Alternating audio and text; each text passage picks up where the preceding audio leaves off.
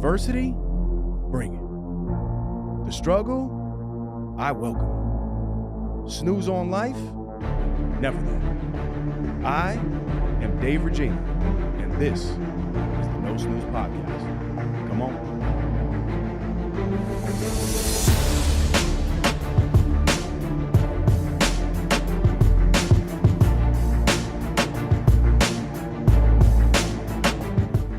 Welcome back, No Snooze Podcast, episode 178. As always, I'm in the booth with a new three. We have Pat, Kettlebell, Damiano, Claudio, the Voice, Valenzuela, and I am Dave, the Body, Regina. Happy and humbled to have Pat Damiano here, fitness enthusiast. We're going to get into your story. Sometimes I do I read this long bio on guests. The way you and I were going back and forth, I felt it's more fitting to kind of just organically get into the episode. Welcome to the podcast, my brother. Thanks for having me. I think you're going to have to take your mic, though, and put it a little bit closer to you. Right there. Is that good, CV? Good? You good with that? Cool. Beautiful. So, Pat, I know you saw on Instagram, but we just did a men's retreat, the ACE Summit, Action Cultivates Excellence, right? You had kind of texted me, said, yo, man, it looked really dope what you guys were doing. Did. What would have been your favorite part, though? Ooh.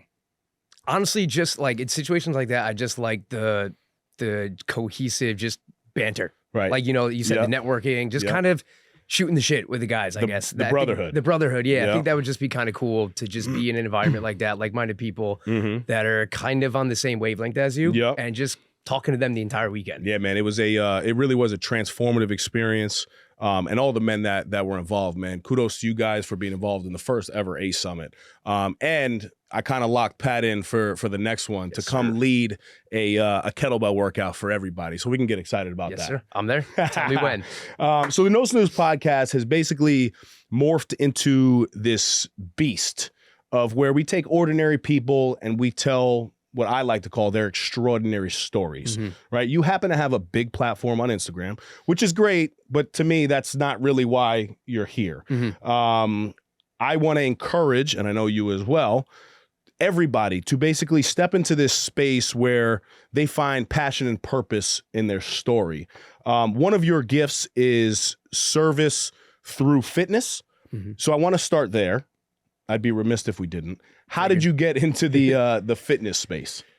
So I've been in the fitness space. I'm 30 now. I've been training people since I was 18, basically since I was allowed to. I was 9th grade. I started getting into just working out just to get better at baseball. Slowly started to realize I really like this. If I didn't play baseball, I'd still start working out, or I'd still continue to work out. Right around, I think 16 or 17 years old is when you start to think about what you're going to do in college, whatnot. I realized kind of when I learned that personal training was a real thing. Like you could actually do this as a job. So I went to college for exercise science and sports studies, and it just kind of went from there. I turned 18. I was allowed to get my personal training certification, got it, started training clients at the school gym that I was at this roughly around the same time, started getting into CrossFit, drank the Kool-Aid hard there, started teaching some CrossFit a little bit, and that just kind of took off from there. Yeah. So day one. Yeah, man. So Pat and I kind of connected with Mike Pirelli and your sister, Liz. Liz, yep. Right? Shout out to Liz, by the way.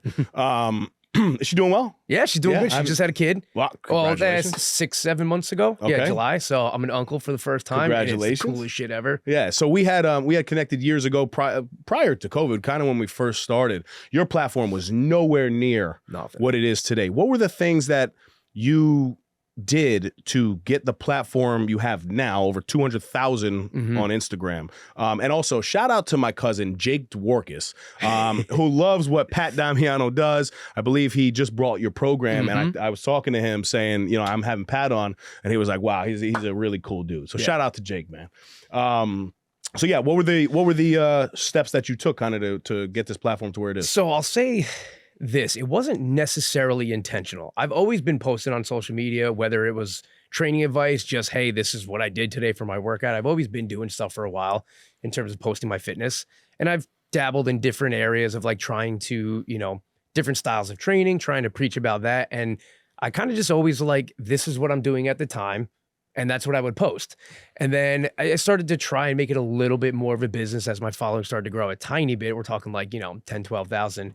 And I just kind of always, I'm happy it happened the way that it did, because I always told myself, I'm just going to keep doing what I'm doing. And if something pops, something pops. And that's exactly what happened. I just posted a kettlebell workout or a kettlebell complex from this class that I teach on the weekends. And it popped off, got like 4.5 million views, and I gained like 80,000 followers in a month. That's like really, yeah, dude. So like it was like May 1st or May 2nd, I had 15,000 followers. By the end of the month, I had like 100. Wow. Yeah, that's what happened. I was like, I'm just gonna keep doing my thing. And then you step into the algorithm, and then it's all from there, right? And what's funny? It is all from there. And then I posted this same video like 4 months later. Same thing happened. I don't know what it is about that video. I posted it twice on Instagram, twice on TikTok, and all 4 times, 1 million+ views. That's gold right there. It's not even special, too. No, but that's gold right there, because it's probably a very simple video. And from what I watch on your Instagram, what I love is you actually explain things, and you have a simplistic approach, right? In the fitness space sometimes, and I'm guilty of this in my own life, we make things very complex. Yep. Whereas you take complex ideas and you really have the ability to simplify them. For somebody, I mean, most people would know, but what is a kettlebell?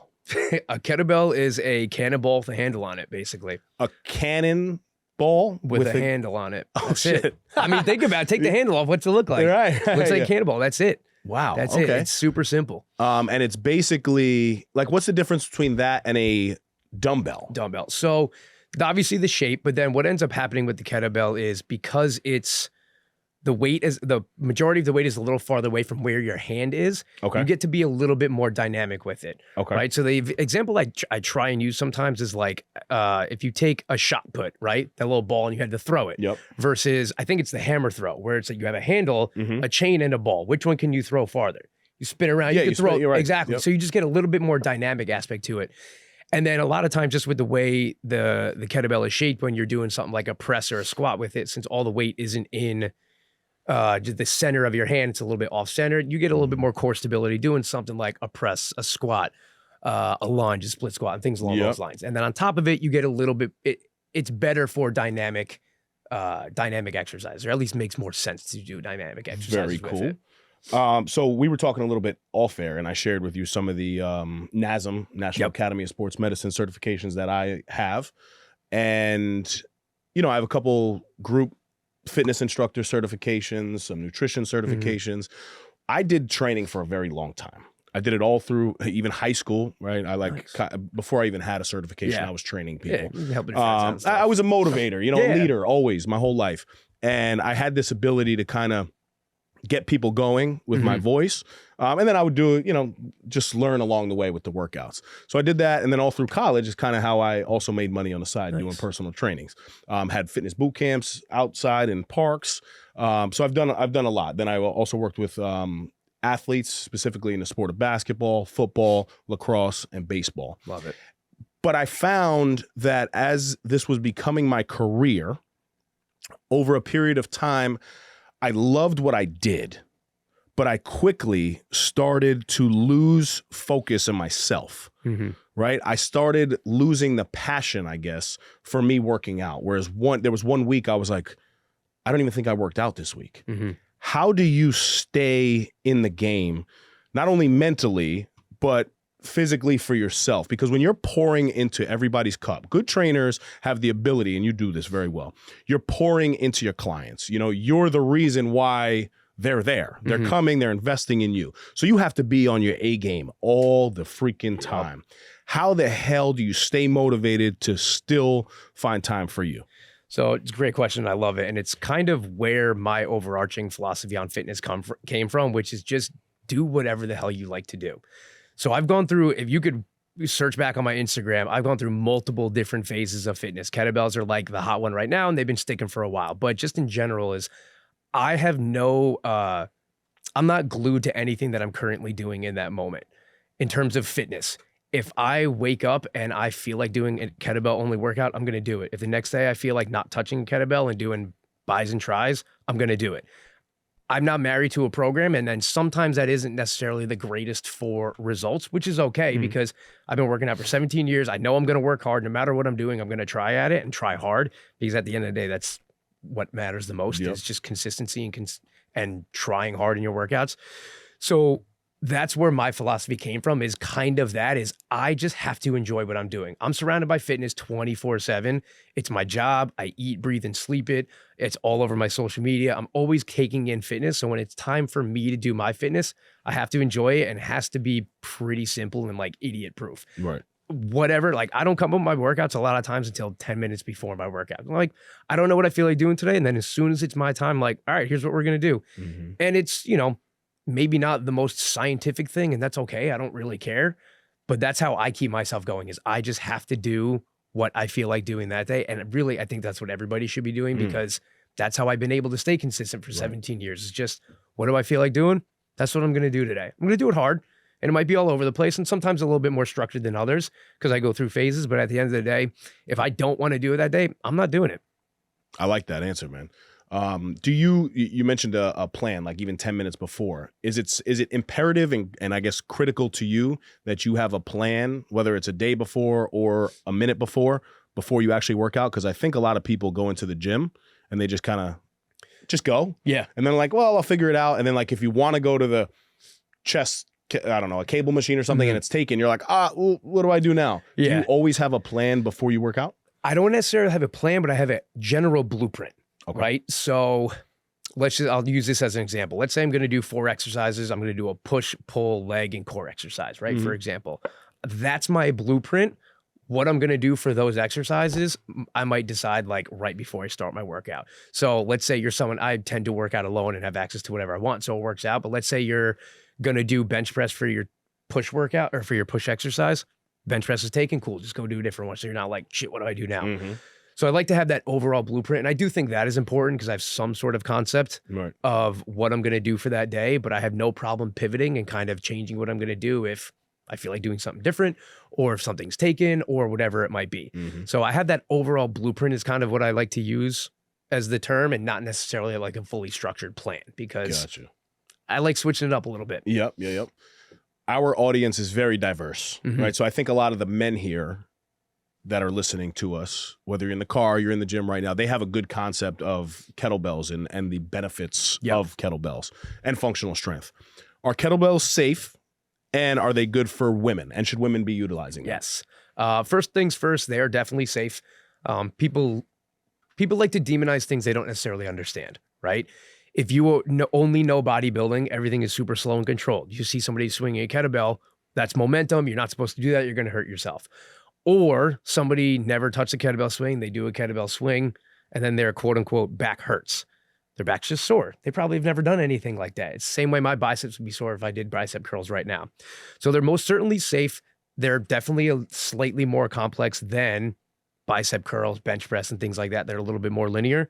So they're definitely a little more complex, but they're not as overly complicated as some people make them out to be. Some people like to really think they're rocket science, and it's not. So that's one thing in terms of the safety with them. In terms of women, yes, I train mostly women, and they are doing great with kettlebells. You train mostly women? Mostly women, yeah. Really? Yeah, it's the personal training world. Oh. Yeah. My Instagram wise, most of my followers are men, but in terms of in-person training, yeah, I train mostly women. Oh, well, it's interesting. Yeah, it's like women like 40, 45 plus. Wow. Yeah. And they do a ton of kettlebells. Now, that's partly because it's me and they have no choice. They have no choice, and it's what I do. They do have a choice. But they do great with it. It's simple stuff. Women tend to be more open-minded in doing something different, right? Because it's just a nature of, usually guys have started working out early. They got into bodybuilding. They've done that for, let's say, 10 years. And then they're like, that's what you do. Men are a little bit more stubborn. So women tend to be a little bit more open when it comes to the kettlebells. They like to do it. Sometimes they don't love barbells. So instead of doing a back squat with weights on it, we're going to do a goblet squat instead. Same concept. So they're a little bit more open to certain things like that. Yeah. And Very they like they like the mix of cardio strength combination a little bit more than guys seem to, for the most part. The thing that I tend to critique, I guess, when I utilize kettlebells into my hypertrophy training, if that makes sense. Oh yeah, 100%. You know, like I'll do goblet squats or front squats with a kettlebell. I'll get a little swing action in there. I'll do rows with a kettlebell, but it's not like my primary primary thing. I'm trying to incorporate it more and more. What would be 3 movements that you think people should begin to, say they don't want to go all in on kettlebells, but they're in the gym and the kettlebells are there, they see them. What are like 3 basic movements that you think that everybody, male and female, should include into their training? So I'm going to go about this 2 ways. Okay. One is I just want to start using kettlebells a tiny bit. So in that case, I would say basically do what you were saying. Use kettlebells for the exercises you already know how to do. A goblet squat, maybe you could do like a kettlebell press and a kettlebell row. It's basically what you've been doing, but you're just like, what I say, like you're just starting to touch kettlebells. Cool, love that. Just to feel them out a little bit. Oh, this feels a little different than a dumbbell. Cool, I like it. If you're someone who wants to start using kettlebells in a kettlebell fashion, I would definitely say the swing, the clean, and then I'd probably even say a press again. Okay. Yeah, press or like a push press, make it just a little bit more dynamic. But I would say those would be good ones to start with and then go from there. And that gives you a little bit more of like, oh, this is what kettlebells are kind of about. Right. Let me give you a, so this is truth too. I can easily press 110-pound dumbbells over my head. Mm-hmm. Easily for 8 to 10 if I'm feeling real strong, 12 reps. Damn. Right? I was in physical therapy for my shoulder, I want to say 3 years ago. And one of the exercises that I did, the physical therapist came and put it in my strong arm, but he took a 15-pound kettlebell and flipped it on the handle. Mm-hmm. So instead of me being open here, right? If you're on YouTube, you see my elbow extended. And then when he gave me the kettlebell, he brought me in here and flipped it though. So I had the bottom up Mm-hmm. and I was pressing that, right? That was harder than me pressing 110-pound dumbbells. Yeah. Why? Probably do a couple things with that. One, if you were in PT for your shoulder, and it's still so hard. Just completely guessing, you probably had some sort of big instability with your lat. So when you bring the kettlebell, when you bring you bring the elbow in, your lat gets activated a little bit more. And when you press the kettlebell like that, your lat is going to get activated a lot more. So if you had some sort of instability, it's coming out in that with the lat. The other reason is when the kettlebell's upside down, and people can see me, they can see what I'm doing. The kettlebell's upside down, there's this. Yes. The shake of the hand. There's so much finger, wrist, and forearm stability that goes into play. And you have to press it super slow because if it falls off just a little bit, the kettlebell's flopping over. Right. So it's just a lot more stability than a regular press would be. So much more. Yeah, Dude, bottoms up stuff is legit. That was a sale to me. Yeah. I'm like, okay, you think you're strong, but you take this little baby kettlebell. I'm like, what the hell am I going to do with that? I'll throw that thing through the ceiling, bro. Yeah. And he's like, yeah, you will, but turn it upside down. So I turned it upside down, and it was just one hell of an experience. And then ever since then, I started really incorporating them. And even on my shoulder days now, I do that exercise, but I still use 20 pounds because I don't know exactly which smaller muscles that it's activating in the shoulder, but there's definitely a huge difference between that and dumbbells. Oh, big I'm difference. Basically the dumbbell daddy. Yeah, I like that, though. You know what I'm saying? Like, I can throw dumbbells through the roof. Kettlebell, though, I got to start getting into it. Yeah. And a couple of my buddies, now answer me this. A couple of my buddies, and shout out to Nick Menente, Joe K, Ice and Iron, and then Sean Degnan. I got to connect you to all 3 of these dudes. These guys use kettlebells. All of them are ripped. Yep. What is the difference between utilizing these kettlebells versus traditional weights? Yeah. So I think it's nothing overly sciencey, right? This is what I try and tell people is, you can't build strength or muscle using kettlebells. Like it's just a shape of weight. That has nothing to do with it, right? Your body doesn't know the difference between a dumbbell and a kettlebell when you're pressing it overhead. What ends up happening with kettlebells is a few different things. One, yes, exactly what you're doing. There's a lot more core stability going on. There's a lot more things working at the same time. So if I'm doing, let's just say a seated shoulder press, right? A little bit more of a dumbbell favored movement. I'm doing a seated shoulder press, really just my shoulders, a little bit my lat form and stuff like that. If I'm doing a standing shoulder press with a kettlebell, because that's just what's ends up happening. Most bodybuilders sit down and do their shoulder press. Kettlebell people are going to stand up. If I'm standing up, I've got my abs working. I've got my lat. I've got a lot more things working. They're not working at 100%. So let's say I'm seated pressing that dumbbell. My shoulders are working at 100%. Yep. If I stand and press the kettlebell, my shoulders are working at 80%.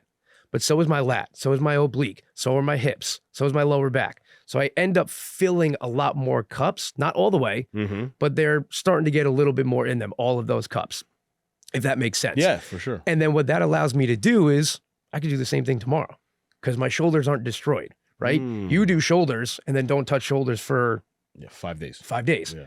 I'm going to press my kettlebells tomorrow, and then I'm going to push press with one arm the next day. And then I might do push-ups next. So it just allows me to accumulate a little bit more volume because I'm not destroyed the next day. They also tend to favor a little bit more of a, I guess you could say conditioning style workout, more consistently moving. I don't want to say conditioning because that kind of seems like doing 1,000 burpees. Consistently moving style of a workout. I'll do a kettlebell row into a kettlebell press, into kettlebell swings and V-ups, whatever it is. They just tend to favor that style of a workout. So you're moving a little bit more. You're getting a little bit more of a conditioning piece, a little bit more of a calorie burn type of aspect to it. Gotcha. So it's funny, now that I stopped my thought before because I was going to give a critique. I said my critique and my criticism of dumbbells. I watch people, this is what I was going to say too. I never finished this thought, I don't think. You know, when you get into dynamic movements, and basically for anybody who's listening, you know, you have a word dynamic, which means movement, and then you have static, which is just standing still pretty much, right? So a dynamic movement, like even at the men's retreat, I was leading a workout and the dudes who use kettlebells, they were flying through the repetitions. Whereas I'm watching some of the repetitions and I'm like, I don't know if that's the best repetition. Whereas me, coming from sports performance, I'm teaching proper form, structure, pushing through on every single repetition, really, you know, contracting the muscle. So I guess my critique of like watching people do like CrossFit and then kettlebells is that they're not moving fully through their repetitions. Is that something you see? I see it. Having a background in CrossFit, I definitely see a little bit more in CrossFit. I'm a stickler with myself, at least when it comes to a full range of motion or a full movement. You'll definitely see that in the kettlebell world. It's probably more so in CrossFit. Because, and not for a bad thing, this is just the reasoning behind it, CrossFit and that style of training, I don't want to like bash CrossFit or anything because I still love it. They favor, there's a little bit more intensity designed in the workout, right?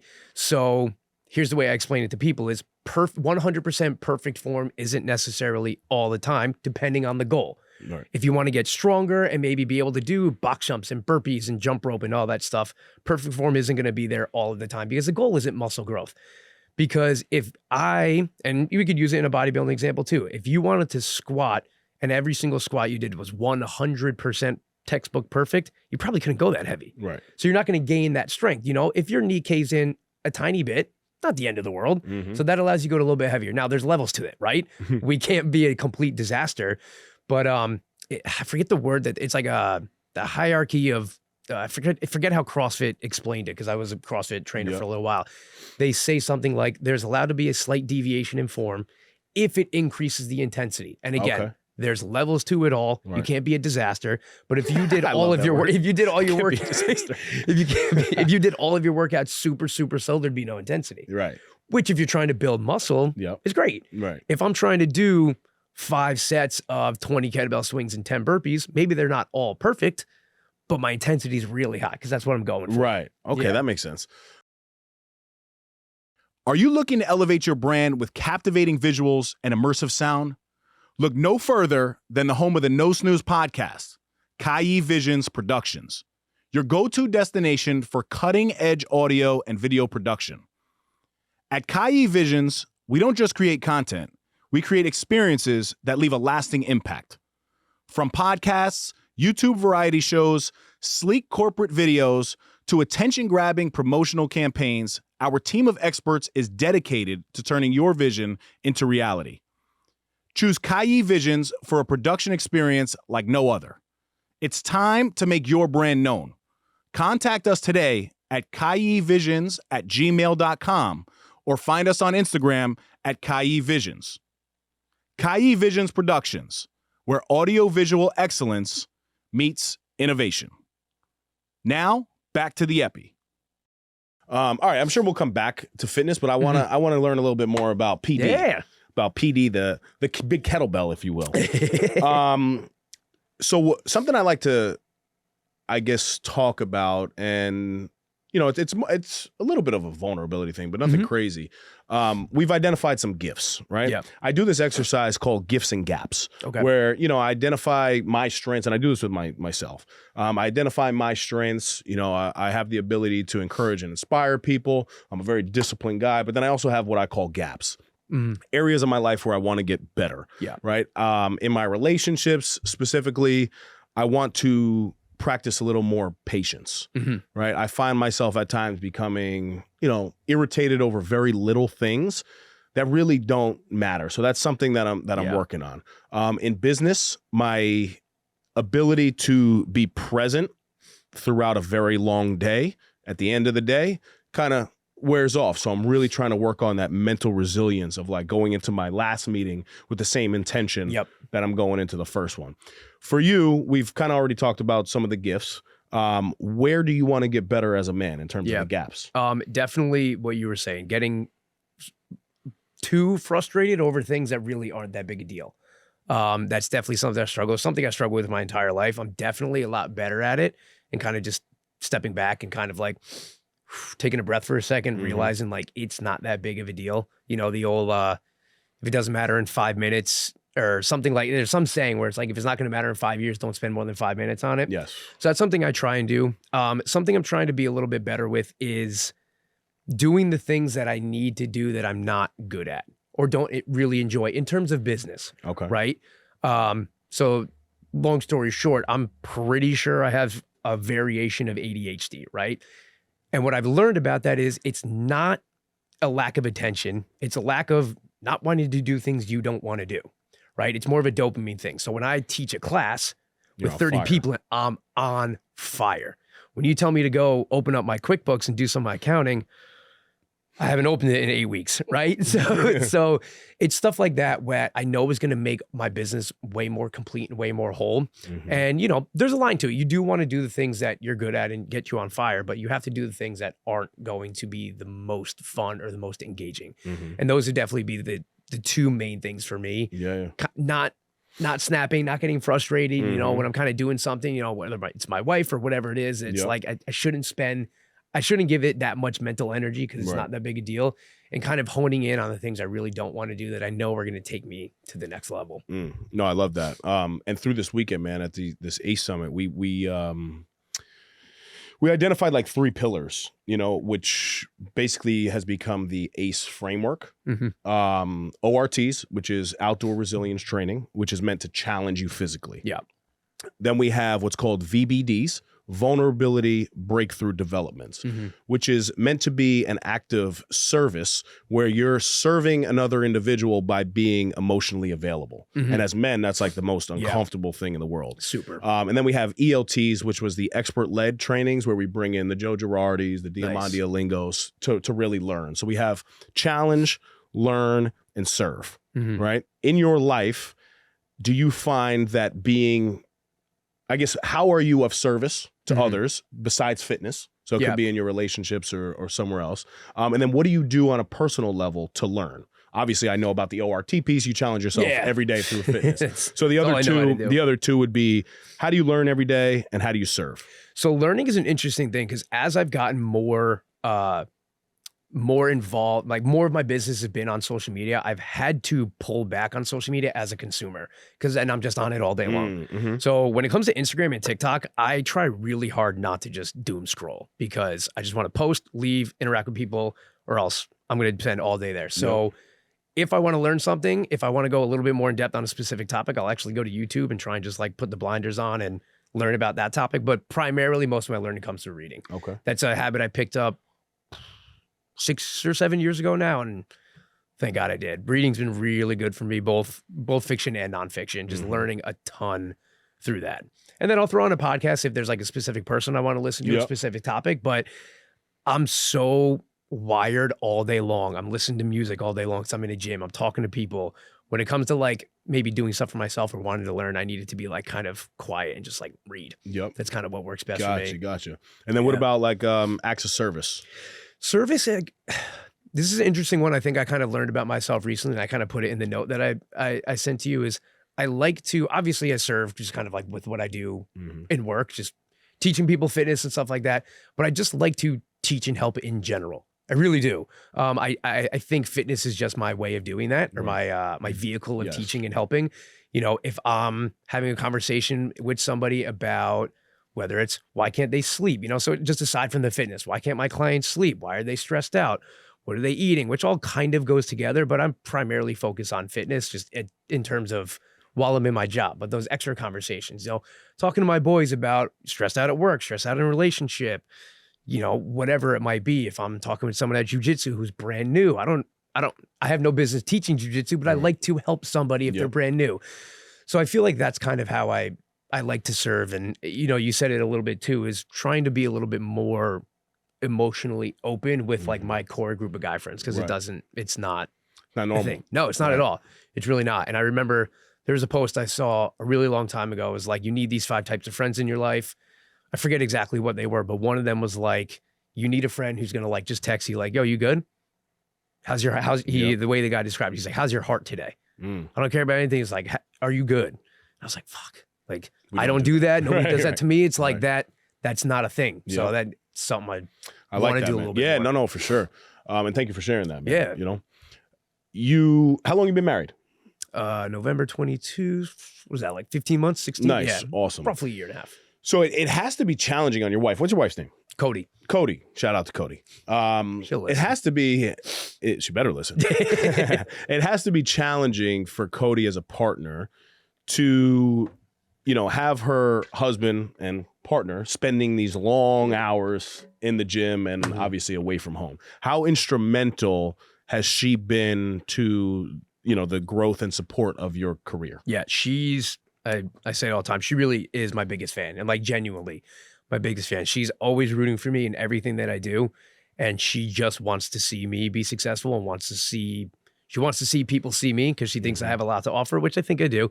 And she's down for whatever, and she's super helpful. So the things I'm really bad at, like being organized, like I'm the face of the business. She's way better at being like the guts and the backbone of a business. And like she helps me out a lot with things like that. She'll make sure I'm kind of staying on track with, you know, whether it's my taxes or, you know, whatever it is in that kind of like realm of the business, she's really good with. But then, you know, in a business partner-y type of sense. So she's helpful there, but just also just supportive to the umpteenth degree. Like no matter what, if I'm going to try something, if I'm going to do it, she's like, yeah, you should go do that event. You should go do that podcast. You should go this. You should spend a little bit more time on the computer getting this done if you need to. She's all for just like do it because she knows, you know, her dad was an entrepreneur, so she sees what can come out of things like that. Right. So she's just all for it. It's the best. That's awesome. Is she active in her life as well? Oh yeah, is there like alignment? Oh yeah. She's working out about 6 times a week. You know, she's a beast. She's very active. 6:30 in the morning. She's awesome. Yeah, very active. That's great. What's one thing you've learned? Because we have a lot of listeners who are late 20s. Yeah. So they're on that path to either being in a serious relationship, getting in a serious relationship. What would you say is one thing that you've learned to be critical in a partnership and something that people should look for when they're striving to find a life partner? That's a good question. It sounds really cliche, like let them be who they are.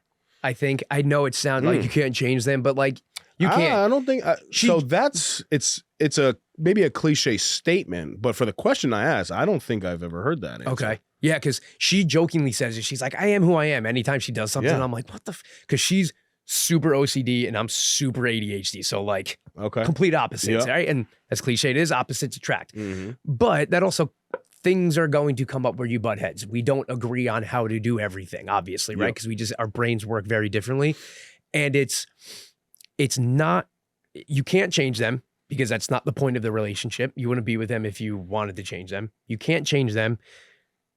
Don't just tolerate them being different. Try to understand them being different. Right? Instead of just like, she doesn't like anything on the counter in terms of like a toaster or whatever. Our counters are empty, right? I'm the person that's like, I'm going to use a toaster every day. Leave it out. Not about it, right? So it's not being like, oh, this is annoying, but fine, whatever. It's like understanding that like, no, that's just the way she wants things done. Like, and that's okay. It's also not that big of a deal. Right. So, but that's just like the small example. The first thing that comes out of my head is like, that's a good one. Is the difference between tolerating that they are different and they go about things differently and also understanding like, okay, this is how their brain works. Like, let me work with it instead of just being like, wipe it on the carpet, deal with it later, or not deal with it later, but just like, oh, that's how she is, whatever. It's like, no, why? Because I have my huge downfalls of my brain not working the way that I wish it did. And I want her to understand that. So it's just reciprocating that back to her. I love that. I feel like you're talking to me a little bit too. Yeah. You crush pizza on the regular, huh? Yes. I see that. What's your favorite pizza spot in Westchester? Ooh, so it's recently changed. Okay. Well, I take that back. In Westchester, it's Johnny's in Mount Vernon. Hands I'm from down. Mount Vernon, you know that? Oh, yeah, I did actually, because you were talking to Jay about that. Yeah. Best pizza I've ever had. The first time I ate one bite of that place, I was like, boom, number one. Problem is, it's in Mount Vernon. They're not open on Sundays. Gotta buy the pie. Right. They're not the most convenient place. So recently, we've actually discovered this place called Hartsdale House of Pizza in Hartsdale, obviously, which is, I'm in White Plains, but it's like right on the verge of Hartsdale. So it's probably a 10-minute drive from us. Great. I get this Paulie G slice.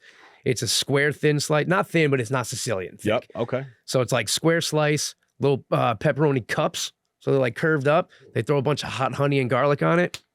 Ooh. It's, yeah. CV's hyped. It is. The little pepperoni, the pepperoni cup is game changer because everything just gets caught in there. Yeah. It's Wow. great. So we discovered that. And And she tries to be as gluten-free as she can. They have the best gluten-free pizza for her. wow. For my wife. So Yeah, I haven't heard of that spot. I got to check it out. It's, But while we're good. on the topic too, so I just recently had I had an urge for pizza, and this is why I brought this up. But I went to Sal's in Mamaroneck. The Solid. best, by far, the best salad pizza and Sicilian slice. I knew you were gonna say their Sicilian's crazy. It's not even. I get Dave Portnoy goes all over the place trying pizzas, and sometimes he'll throw the Sicilian in there. Sal's Pizza, by far, hands down, the best Sicilian slice in America. It's a bold motherfucking statement, right there. I'm a big Sicilian guy, and I'm right there with you. Right? It's so good there. Crazy. It's crazy. All right, talk to me a little bit about diet. Okay. Right? Like, what do you? Yeah. The pizza. Yeah, right. It's a good transition here. I'm curious, like, when you're, do you think the kettlebells like speed up the metabolism for longer throughout the day because of the intensity of it? And then I guess, so that's part one, but what are you consuming on like a daily basis being as busy as you are? So I don't think they necessarily speed up the metabolism. I guess you could say they probably do just by the nature of it. It's kind of like the whole, what is it? Like the whole concept behind CrossFit or not CrossFit in general, but high intensity workouts is you work out for 20 minutes, but then your heart rate is still high. So it kind of goes for longer. Yeah. So maybe in that instance, I was never fully 100% sold on that concept. So they might. But in terms of a daily, I'm pretty simple. I usually intermittent fast, and that is just out of convenience. Like I'm super fucking lazy when it comes to food. I don't like bringing food to work. Like if I do eat, it's like a handful of dates and nuts because I don't have to microwave that at the gym. Right. And I can eat that. Energy. It's just energy. It's just calories, right? So right now I'm like trying to, get a little bigger. So I'll just get the calories in. Maybe I'll have a protein shake. That might be like 8 or 9 o'clock, or I don't eat. What time do you wake up? Depending on the day, it's either 3:50 or 4:30. Not ideal. But yeah, I wish in the afternoon. I always tell people I'm usually at the gym 5 a.m. or 6 a.m. I'd rather be there 5 a.m. than 6 p.m. Absolutely, 100%. Hands down. I want to get home and hang out. I'm a loser in life. Literally, I can't think straight. Yeah, I'm done. I'm good. I mean, So I only have room for my daughter mentally, and that's a lot. Exactly. So I don't want to be there late. So I have no problem doing that. So I'll have that. Usually I get home, depending on the day, 12 to 1:30, somewhere in there, whether or not I worked out, went to jiu-jitsu, whatever. And I'll usually eat 6 eggs, some toast, honey, and then maybe a little bit of meat, leftover ground beef, turkey, whatever. I crush eggs, clearly. Yes. Maybe I'll have a snack in between. Again, that might be more almonds, dates, protein shake, whatever it is. And then dinner is usually chicken steak or turkey with rice, potatoes, a salad, something like that. Super straightforward. Yeah, but pretty clean though. Pretty clean. Yeah, pretty clean depending on who you ask. Some people are telling them I'm going to die eating all those eggs. That's why I don't talk about nutrition. The nutrition field is toxic as hell and I hate being in it. That's why you almost never see me post on nutrition. I just don't like it. But the reality is, if it's funny because doctors, and again, I think there's a space for this. So I've had Crohn's disease for the past, I don't know, 17 years now or something. Okay. Every time I tell a story, it's either 14 years, 15 years, 16 years, or 17 years. So between 14 and 17 years. Got diagnosed in high school, right? So I had to learn a lot about nutrition myself. And that's why I kind of got in the field. Clearly I went from 153 pounds to 230 pounds over time. But I know my stuff when it comes to this. Yeah. For some reason, society has sold us on some bullshit that meat is bad for us. Red meat is bad. And, we shouldn't be consuming eggs. I'm the complete same way. I'm on your page, whereas if you're living an active, healthy lifestyle, meat and eggs need to be a foundation. I mean, unless you are a vegan for some reason. It's not me. Nope. But if you're living an active lifestyle, the concept of that bad cholesterol is bullshit, right? And I think we've been sold a lot on being blamed. So the sugar industry is, a billion dollar industry. Yeah. The salt industry doesn't really make money. So that's why we've blamed salt for really what sugar has done to us. There's a couple great doctors on Instagram, James DiNicolatino, who I hope to have on this podcast one day. So we need to book that. Yes. He really highlights the benefits of like electrolytes and salt. Do you utilize salt in the morning? Every single day. You do? Every day. I have this water bottle right here, right now. It's That's a filled big with. Boy. This is 2 of these. One of these a day, sometimes 2. Creatine and a packet of Element. I use either Element or Relay. I go back and forth. Yep. That's DiNicolatino. That is his. Yeah, you're right. Very cool. So one of those 2 in there every single day. As an athlete, how important are electrolytes to the training? So I've tried everything under the sun. I've tried every magnesium, whatever, supplement, protein, this is the first time I'm really trying creatine in the past like 8 months. Pre-workout, I've tried everything. Salt is the one thing, or electrolyte packets, I should say, is the one thing where I'm like, oh shit. You feel it. This is different. I genuinely feel it. I really do. It's just water's not enough. You need the electrolytes. You need the replenishing if you're active, right? If I'm working out a little bit or going to jiu-jitsu and just sweating my face off and it's July in New York, water's not going to cut it. I need to replenish, and I genuinely feel a difference if I do or don't have those, which is why I literally have one every single day. I don't even know what it's like to not have it anymore. Yep. Every day. This is, I guess, a personal question more for me, but you mentioned intermittent fasting. I know a lot of people who do it, again, shredded. Yeah. I get very hungry, so like it's really, really hard. And I almost feel like a detriment, like I'm doing my body a disservice by not eating when I'm starving. Clearly I'm not starving because it takes 3 weeks? Like, something like that. Your body, if you didn't eat for 3 weeks, I think then you would die. Yeah. Right. But like after 3 hours, I'm like, I'm toast, man. Like I need food. I'm bugging out. Like I'm cursing. I'm in a bad mood. Is this something you advise for people? I think it's not a bad idea.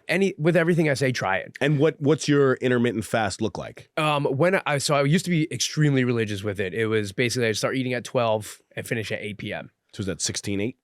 16-8, yeah. 16-8, okay. Yeah. So and for those that don't understand, 24 hours in a day, 16 hours of a fast, 8 hours consumption of food. Yep. Okay. And honestly, like, I started it to try it out because it was like new. This was probably 5 years ago. I tried it for the first time. It was the new thing. I was like, cool, let me try this out. It worked, and it was just convenient. That's what I try to tell people. For your lifestyle. Yeah, just for my lifestyle.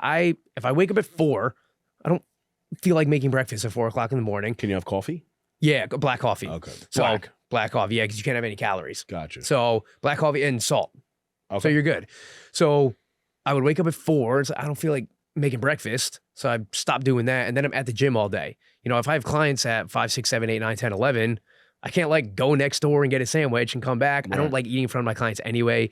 And when I'm busy, so like what you're saying is if I'm busy, I don't even notice it. Yeah. If I have clients straight through, I don't think about being hungry once. Like maybe for 20 minutes, I'll get like those hunger pains and then they go away. If I were to wake up at 8 and like go work on my computer, I'd be hungry, starving by 8:30. So COVID taught me that. COVID taught me that like intermittent fasting is super convenient for what I do because when I woke up and was just going to my computer, I was like, I'm starving. I'm going to eat right now. Right. That's what got me out of it. So I really just do it for convenience sake, honestly. Now, do you think, and maybe you don't know, from a scientific perspective, do you get the same, is it worth doing a 12-12? Like, do you get the same benefits of a fast? I think 12 hours was like the minimum when I was looking into it a little bit. Because that's very easy for most people. You think about stop eating. I mean, even if you stop eating at 8 p.m., right, you're sleeping for more than half the fast, and then you just can't eat until 8 a.m. Right. Right? Yeah. But no pre-workout, though? I actually don't know. Because that's where I good think I would question. cheat. That's a good 'Cause, like, question. I Are you a don't morning workout guy? Yeah. I don't know. Don't act like you didn't know that, Pat. Don't play with me. No snooze. No snooze, man. Yeah. But yeah, I'm not sure actually. It's a good question. Yeah, I'm curious. Because it's something like, I think from the body fat perspective, Yeah. there's a lot of great science there. Yeah. And I'm always looking for stuff like that. But I get hungry, man. And then like if I'm in meetings, I feel like I want to be fueled for my meetings. I Yeah. don't want to be a slug. I get that. You know what I mean? And that's where I think it's very dependent on the person with intermittent fasting. Some people love it and some people it just doesn't vibe with. And I think that's fine. It's, I personally don't think there's any insane magic to fasting. I do think there is merit behind it. Yep. A lot of it makes sense. You can think of your gut as a muscle. You want your muscles to rest, let your gut rest a little bit. I also think it's, if your gut is not working to break down food, because that's usually the first thing the body's trying to do. That's why people puke when they do a workout, or something like that. Anyway, that makes sense. I think there's some sort of merit to that. If your body's not working on breaking down food, it can do other stuff to make you function better. Again, not very sciencey on that one. But I think there is some merit to that. But it's not for every people, or it's not for everybody. For everyone. Yeah, interesting stuff. And again, something that like I want to implement in my life, and I want to know more, I guess, the science of like the 12 to 14-hour range versus the 16. Because me not eating until 12, it's hard. That's a hard. Mental you could change the time. You could just stop eating at 6 p.m. But then I get hungry, and then I see the Oreos. Fuck. One thing intermittent fasting got me into a really good habit is I don't eat anything after 8 p.m. It just started as I had to due to the rules of intermittent fasting, and now I've just gotten into that habit of nothing after 8, and that is stuck because it's a game. Yes, that's actually the thing. Is it's. You're a disciplined guy. As soon as 8 p.m. hits or 7 p.m. hits, whatever it is, you're hungry, but you're like, ooh, I'm playing this game. I can't eat. Right. And you would probably stop yourself. I might force myself to go to bed early. You know what I'm saying? That might help too. Right. Like, fuck it. I'm just going to bed. I can't eat these 2 Oreos.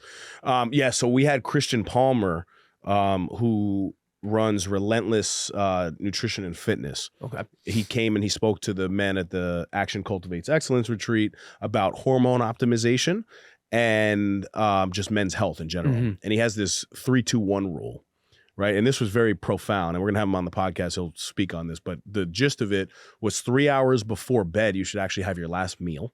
Okay. 2 hours before bed, you should stop consuming liquids. And then 1 hour before bed was what, CV? No phone? No phone. Yeah. And I was listening to it. I'm like, this sounds profound. I do all the opposite things. I eat 3 minutes before I go to sleep. Yep. I eat, maybe if it's 3, 2, 1 minutes, then I'm probably good. But I mean, I'm falling asleep with my phone. Yep. Like all the things. CV. When we came back from the retreat, I was telling Catherine all the awesome things that we did or whatever. And I told her about Christian's like 3-2-1 rule. It's like, oh, we should adopt it, blah, blah. Let me tell you, since we've been back, I broke every single one. And knowingly, because I'm like, about to go to bed on my phone, drinking water right before I go to sleep. Yeah, it was terrible. But I get thirsty before I go to bed. It's hard. I guess you have to like switch that, make that switch. But it's tough, man. It's real tough. So do you do any of those? Let's see. Now. No, actually, depending on the day, I probably do the 3 hours of not eating my last meal. Yep. The liquids, I might do. The liquid one, I'm probably You wake up to pee every night? Not every night. Really? That's good. Fairly consistently, but not every night. Okay. Because I have more plates, more dates. Yep. Derek, I remember him talking about that, and I was like, I kind of go to the bathroom a lot in the middle of the night. So I've actually tried stopping that and then going to the bathroom right before I go to bed. Gotcha. And then the phone one I'm actually pretty good with.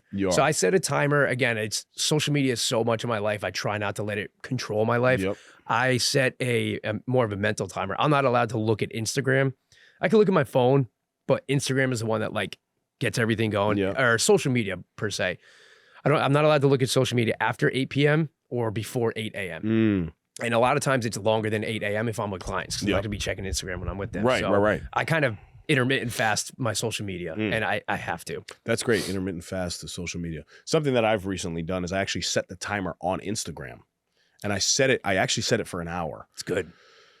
But even an hour is a lot. Yeah. An hour of my day is, and every day I'm kind of hitting that, right? But like I've watched my daily average go from like an hour and like 30 minutes on Instagram. And again, I have to be posting and doing the stuff, but not all of that time is that, like I get lost in the scroll. I do the same thing everybody else does, but I would highly advise, because it just makes you aware when that thing pops up. You spent an hour on Instagram today.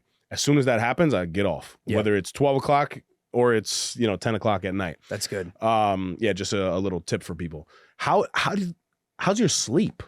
Because if you're waking up at you said what, 3:40? 3:50 or 4:30. Depends when I have to be at the gym. So what time do you go to bed? I'm in bed by like 9:15. Winding down. Luckily, my wife is fairly on the same schedule. Okay, that's so important. that helps a lot. I don't get as much sleep as I would like. I get good sleep. My head hits the pillow out, but I don't get as much as I would like. It's the one human optimization thing, I guess, that I'm not on top of. It's just kind of the point of where I'm at in my life. Right. I just kind of have to. I was good for a little while napping in the middle of the day. Yes. But as I've kind of grown a little bit more in my online business, now my afternoons are kind of consumed with that. So not as many naps. Got kids yet? Not yet. No.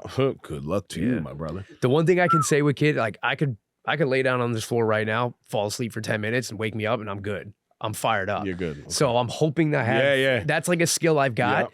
That I'm hoping kind of transitions when kids come. Yeah, so you're going to be able to do that, but also what's going to hit you is this like feeling of like, is my child okay? Yeah. And especially at the beginning, you're going to be sleeping and like, are they breathing? Yeah. Like you do all that stuff as a parent. So that, I'm sorry, but that's all right. It will happen. I drink my coffee. This episode is brought to you by Hudson Valley Teeth Whitening. Hudson Valley Teeth Whitening is an experienced teeth whitening salon where you can get up to 7 shades lighter with just a 60 or 90-minute session in a professional and relaxing setting. They offer the most superior product coupled with the highest quality of customer service available to get you instant results.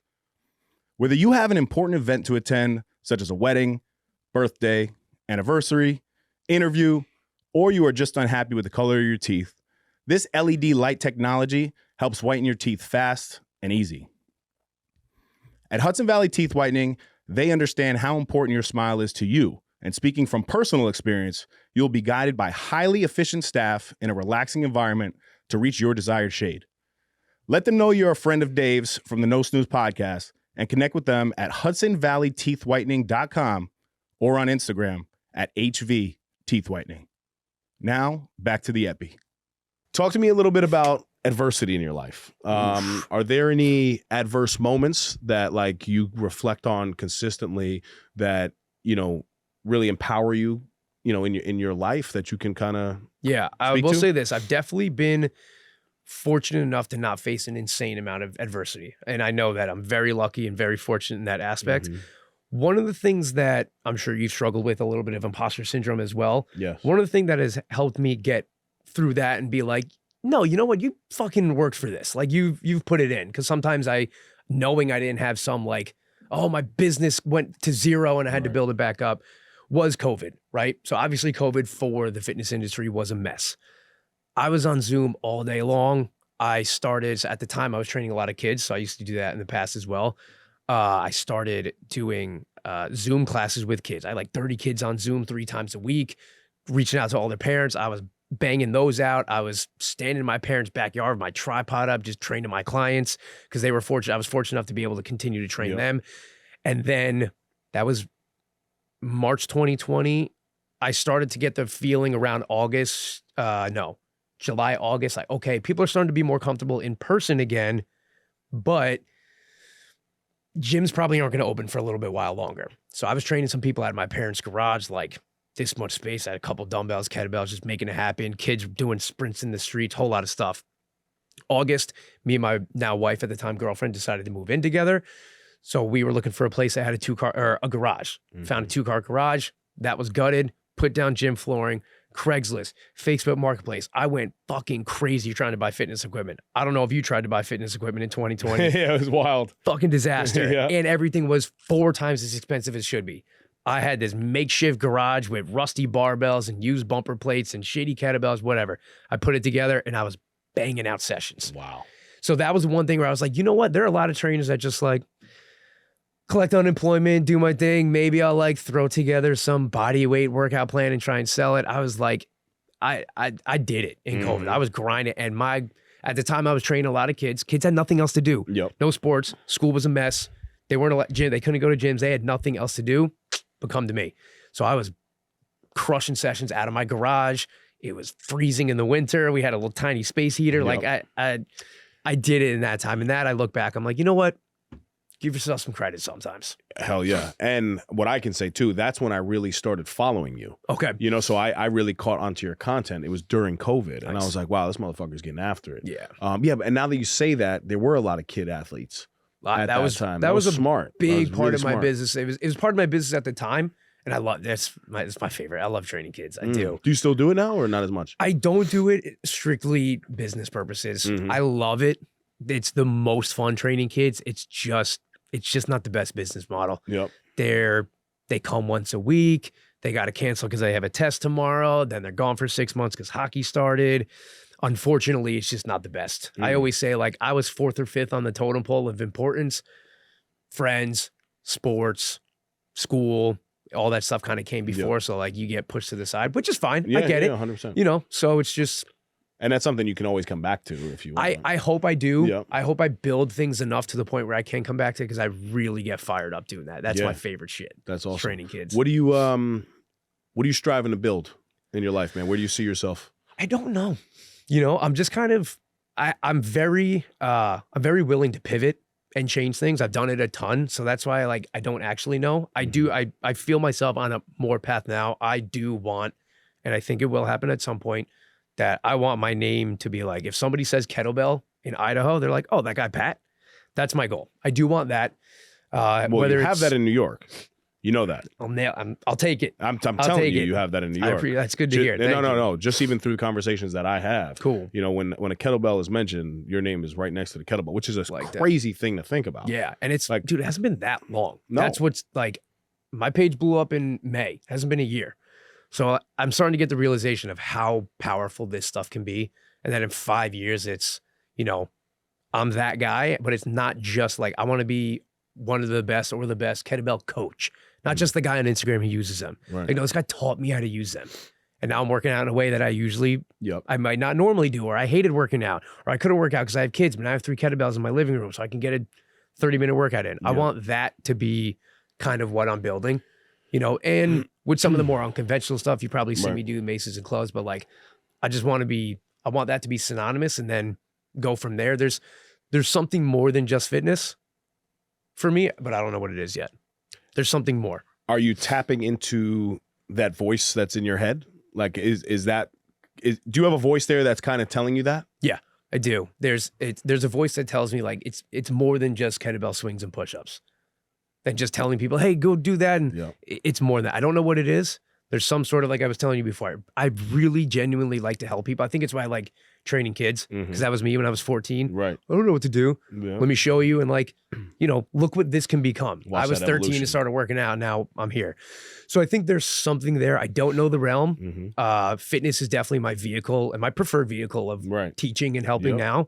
But I don't know what it is, but there's something. You're really stepping into, and I feel the same way now too. Like even after this ACE Summit, man, like the high that I've always been, you know, an individual who had the ability, like I said before, to motivate people. But seeing these men break through, seeing them connect with one another, the high that like Sean Degnan and I are still on. Yeah. From this, we're stepping into our purpose of real leadership. Yeah. And I feel like, you know, just hearing what you're saying, you're doing the exact same in this fitness industry. I love that.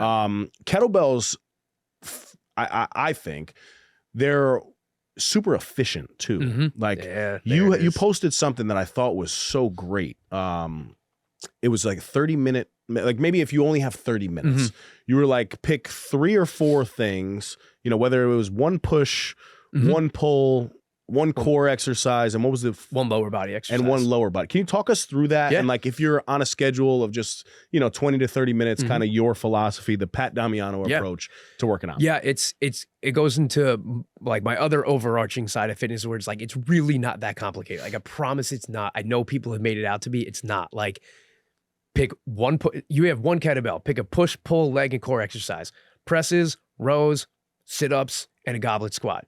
You only have 20 minutes. Do that as many times as you can for 20 minutes. And now when you say that, so like, would you say, okay, do 10 reps of each rest for 30 seconds and just do that for 20 minutes, or Yeah, just basically. do 150 at a time? Like, what do you? Oh, do no, you yeah, recommend? like do it in the circuit. Like do one set of rows, one set of presses, Okay. set of squats, set of sit-ups, and just go back to the top. You have 20 minutes, cool. You have 40 minutes, great. But it's hard to just do it. I know it is. That's the thing. That's what it is. It's so simple, but it's hard. That's why I have a job, right? Right.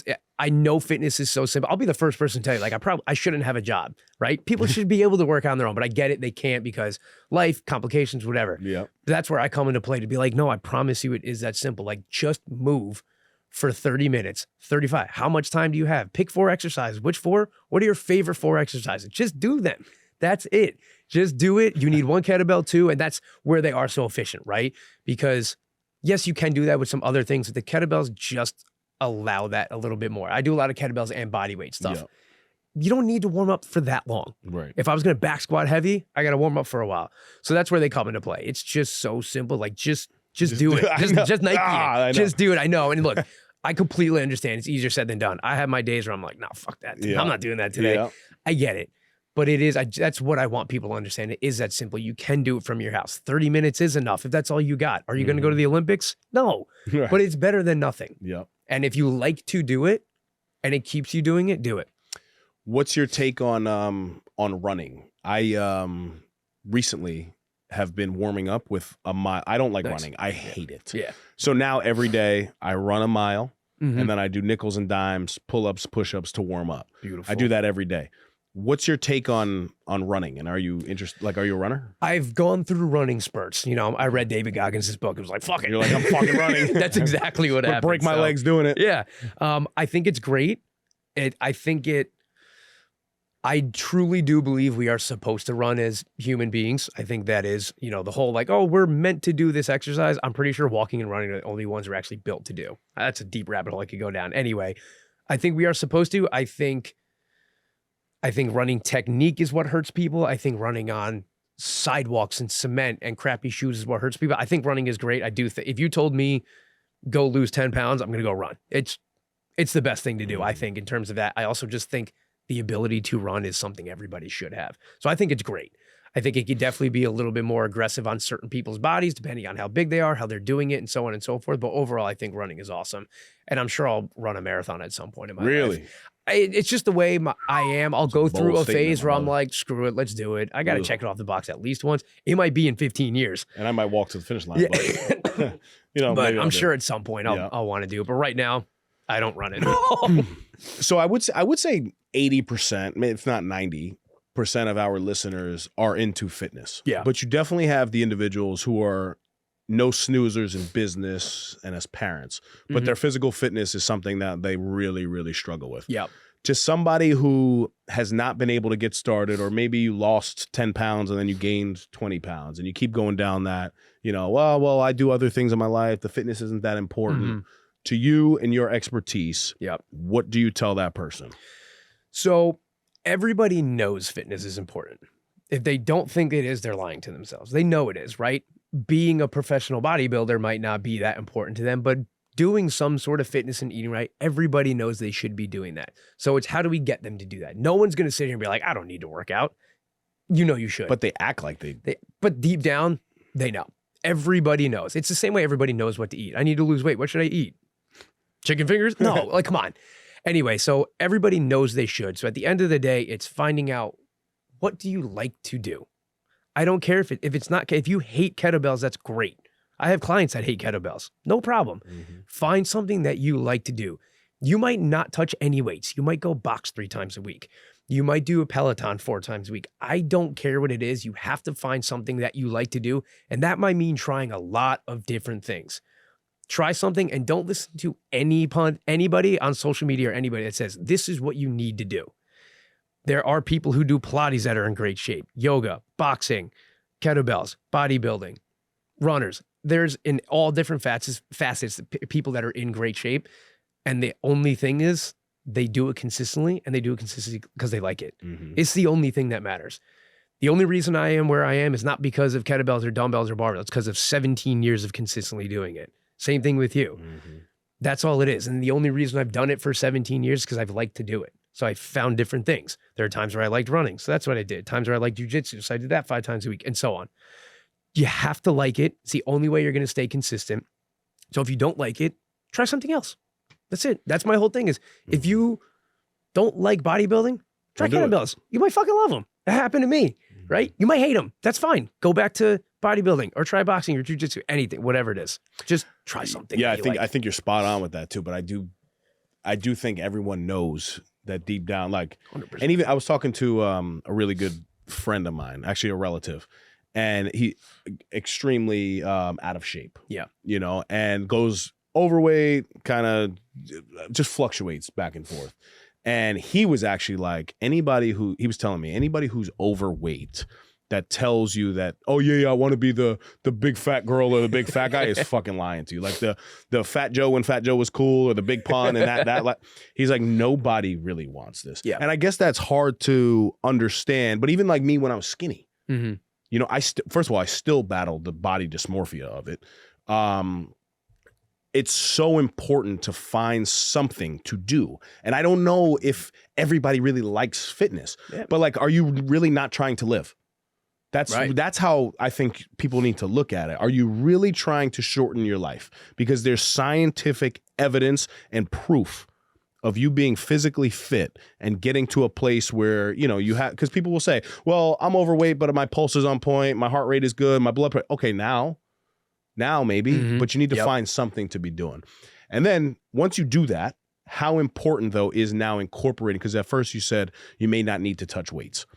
For me, I kind of disagree with that statement. Yes. Because I think after maybe you lose some weight, you need to pick up weights. And why do you need to pick up weights? So I also do disagree with that statement. Okay. The overarching thing is like, just find something that you're going to, I'd rather you start. I'd rather you only box 4 times a week than kind of sort of shitty lift weights once a week, right? So that's what I mean by that. 100%. I 100% agree. Lifting weights is the fountain of youth. And why?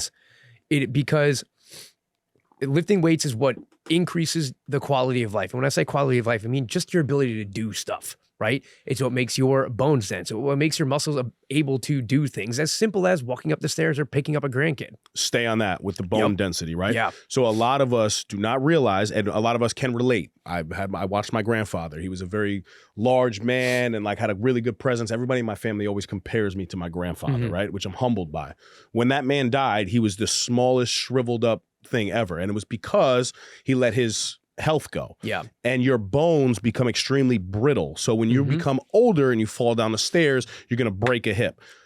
Whereas if you're lifting weights, stay on that bone density piece for me. Yeah, basically it's like you said, it's if you fall and break your hip at a certain age, like I hate to say, it's a death sentence, right? Or you break your leg, it's like the quality of life goes severely down, basically almost nothing if you're 80 years old with a broken leg. The bone density of the weights just kind of basically sitting and, you know, giving your bones something to work against then makes them stronger. And that's going to increase the likelihood that if you do fall at a certain age, you're going to be okay.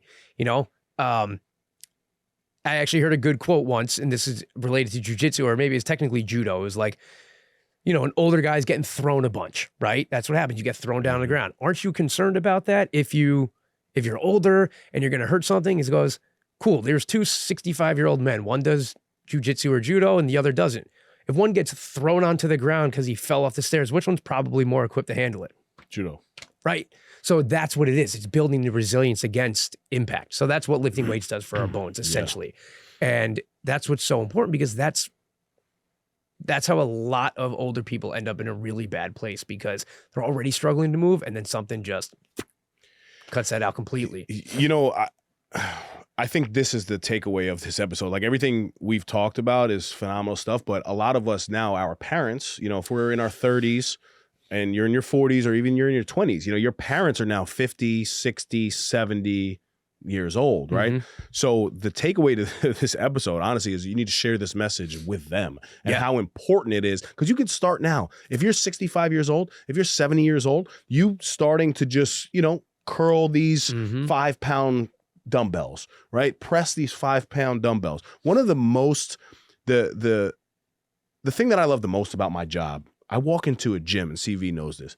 You will see we have a fall prevention class, right? Really? Yes, which we contracted with Westchester County, and we have 50 senior citizens in chairs with bands and little dumbbells. That's awesome. It's the most gratifying shit I've Hell ever seen in my life. But to understand, because I remember walking in and seeing my grandfather and being like, holy shit. You know, he had diabetes, his leg, you know, it starts eating your leg and like, it's just the ugliest thing ever. Yep. You touch and the bones are just so brittle.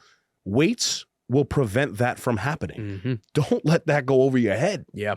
You know, and this conversation is much bigger than a little kettlebell here. Yeah. There's a lot of us, everybody here, as either grandparents or parents, sister, brother, share this damn message, man. Yeah, it's so important because, and it's such a shift too, because I think when we're in our 50s, we're going to see a lot more of that because the culture changed, right? So if you're 80 right now, you grew up with like, oh, cardio is the most important thing. Everybody go for a run. You don't really need to lift weights or whatever, which has its benefits, right? But now we're starting to see the benefits of lifting weights. We're going to see a lot of, 65, 70-year-olds who are, I hope we are, who are getting around well when we're older. We're going to see a lot of 70 and 80-year-olds getting around well, playing with their grandkids more, whatever it might be. And I think we're starting to see that shift. At least I hope we are. Yeah. And before that happens, you're right. At anybody now, if you're 70, right, go pick up a light set of dumbbells or a kettlebell and just move it. Just do anything with it. Just start to put some sort of tension on your body. You can just walk around with it and it's going to make a huge difference. People, we really think, and we see it every day, you think you have time. Yeah. You know, like if you want to lose these 10 pounds, you really don't have time. Don't. Because the best analogy I love about like health and wellness too, like gaining 3 pounds in a year, right, of fat, not that big of a deal. No. Right? Not at all. You do that for 10 years straight, now it's 30 pounds. Yep. You gain 5 pounds in a year, you do that for 10 years straight, that's 50 pounds. Yep. The same way that the compound effect is so negative in that way can be the compound effect in a positive way. You start lifting weights and doing these types of things that we're talking about today, in 10 years, you're going to be okay. 100%. Stop fucking around with your life. Seriously. Yeah. It's not a joke. I know. It's the cliche, Stop getting lost. A person's, nothing's until you don't have your health, that like your health is not that important until you don't have it. And you're like, oh my God, even like a cold, right? You get a cold, and you're like, God, this is actually awful. My whole day's ruined right now, right? So it's as cliche as that is, it really is true. It's, you don't realize how important it is until you don't have it. It sucks. This was very impactful, my brother. Thank you. I'm serious, man. I love everything that you stand for. I appreciate you taking the time out of your day. I know you're a very busy dude, man, and I've been wanting to connect with you, so I'm happy we did this, and I think we brought a lot of value to people. Before we wrap up, where can everybody find you, get your programs, anything you want to share about PD, Pat Damiano, right here? Mainly just my Instagram and TikTok handle are the same, at Pat Damiano _. If you are interested in building functional strength, conditioning, and mobility using kettlebells and body weight, got my sales pitch going here. That's it. 4 times a week, 3 to 4 times a week, 40 minutes a day is all you need. You can go ahead and click that link in my bio on both of those, Instagram and TikTok. You can try the program out for free for 7 days. If you like it, great. Stay with us. If you don't, move on. No hard feelings. That's very cool. Any specific mantras that you live by on a day-to-day basis? Can you share those? Your personality is your business card. I'm a huge proponent. I heard Gary Vee say it years ago. Ironic you actually asked me that because my Facebook memory popped up. I think like 5 or 6 years ago was the first time I posted it, like a few days ago. Your personality is your business card, specifically in what I do, but just also in general. At the end of the day, you can know everything you want. If you're a dick or really boring to talk to, people aren't going to want to do business with you, whether it's selling a car, fitness, anything like that. People do business with people. That's it. Be a good person, learn how to work with people, and I think you'll be good. I truly believe that. It's worked for me, and I think it's worked for a lot of people. Pat, thank you for coming on, my brother. Thanks for having me. Guys, as always, you can shop the latest merch at nosnoozeshop.com, whether you listen to 1 episode or 178. Is that right, CV? All right, you got it. I got it right. Guys, we're very grateful for you. Continue to share this show and share this message of today. Follow Pat. I'm telling you, I'm an extreme supporter of what Pat does. He's the real deal. This is not any bullshit. All right. So take that and follow the things that you learned today. Share this message with somebody. And as always, until next time, stop snoozing. Get up and get after it. Ooh, CV was locked in. I saw you, my brother. I saw you. He got lost.